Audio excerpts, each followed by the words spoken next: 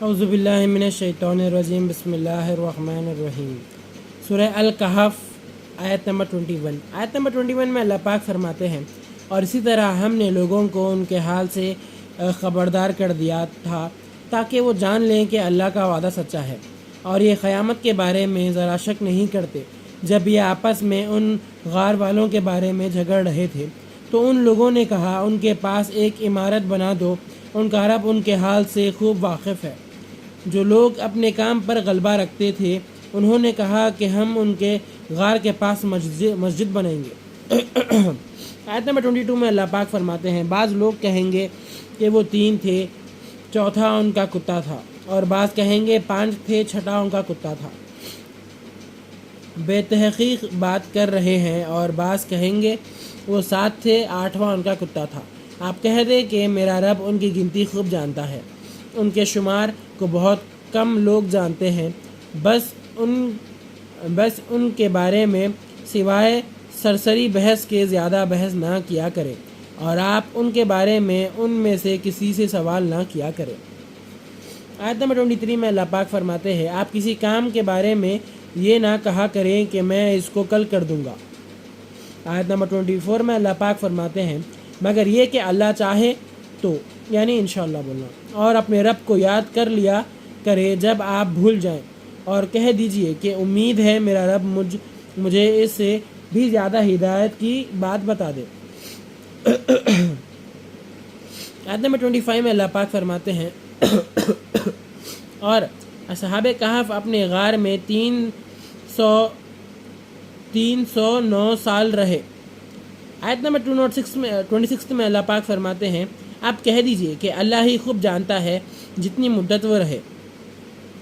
اسی کو آسمانوں اور زمین کی باتیں معلوم ہیں، کیا خوب دیکھنے والا ہے، کیا خوب سننے والا ہے،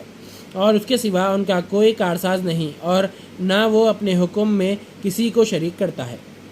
آیت نمبر 27 میں اللہ پاک فرماتے ہیں، اور آپ پڑھ دیا کرے لوگوں کے سامنے جو بھی آپ کو اپنے رب کی کتاب میں سے وحی ہوا کرے، اس کی باتوں کو کوئی بدل نہیں سکتا، اور آپ اللہ کے سوا کوئی اور پناہ گاہ نہیں پائیں گے۔ آیت نمبر 28 میں اللہ پاک فرماتے ہیں، اور آپ اپنے آپ کو ان لوگوں کے ساتھ روکے رکھا کریں جو صبح و شام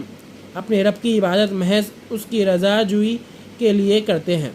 اور دنیاوی زندگی کی رونق کے خیال میں آپ کی نظر ان سے ہٹنے نہ پائے، اور جس کے دل کو ہم نے اپنی یاد سے غافل بنا دیا ہے اس کا کہنا نہ مانا کیجیے، اور وہ اپنی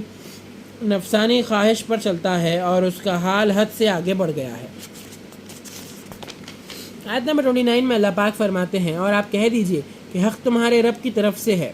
تو جو چاہے ایمان لائے اور جو چاہے کافر رہے۔ بے شک ہم نے ظالموں کے لیے آگ تیار رکھی ہے کہ جس کی خناتیں اس کو گھیرے ہوئے ہوں گی، اور اگر فریاد کریں گے تو ان کی داد رسی اسی کھولتے ہوئے پانی سے کی جائے گی جو تیل کی تلچٹ کی مانند ہوگا، جو چہروں کو بھون ڈالے گا۔ کیا ہی برا پانی ہوگا اور بری آرامگاہ ہوگی۔ آیت نمبر 30 میں اللہ پاک فرماتے ہیں، بے شک جو لوگ ایمان لائے اور نیک کام کیے تو ہم نیک کام کرنے والوں کا اجر ضائع نہیں کرتے۔ آیت نمبر 31 میں اللہ پاک فرماتے ہیں، ان کے لیے ہمیشہ رہنے کی جنت ہے جس کے نیچے نہریں بہہ رہی ہیں، ان کو وہاں سونے کے کنگن پہنائے جائیں گے، اور باریک اور دبیز ریشم کا سبز رنگ کا کپڑا پہنا کریں گے، تخت پر تکیہ لگائے بیٹھے ہوں گے۔ کیا ہی اچھا بدلہ ہوگا اور کیا ہی اچھی آرامگاہ ہے۔ آیت نمبر 32 میں اللہ پاک فرماتے ہیں، اور آپ ان لوگوں سے دو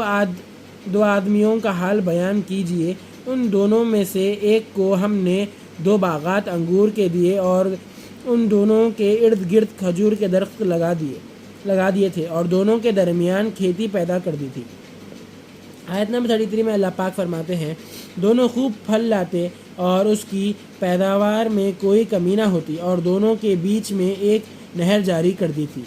آیت نمبر 34 میں اللہ پاک فرماتے ہیں، اور اس شخص کے پاس اور بھی مال تھا تو اپنے اس دوست سے مختلف قسم کی باتیں کرتے ہوئے کہنے لگا کہ میں تم سے مال میں بھی زیادہ ہوں، اور جھٹے میں بھی زبردست ہوں۔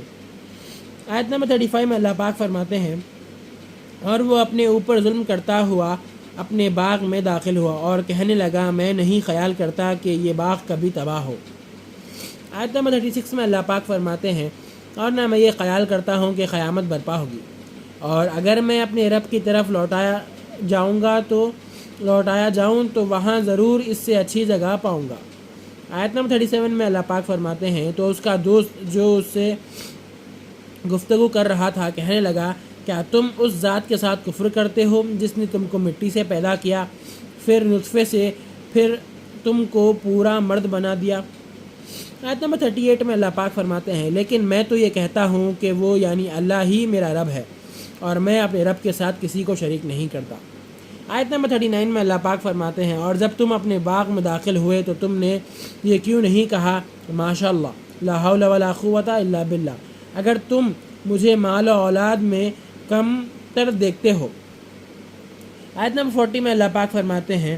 تو وہ وقت نزدیک ہے کہ میرا رب مجھے تیرے باغ سے اچھا عطا کر دے اور اس تمہارے باغ پر کوئی آفت آسمان سے بھیج دے جس سے وہ صاف میدان ہو جائے۔ صدق اللہ العظیم و صدق مولانا رسول الکریم۔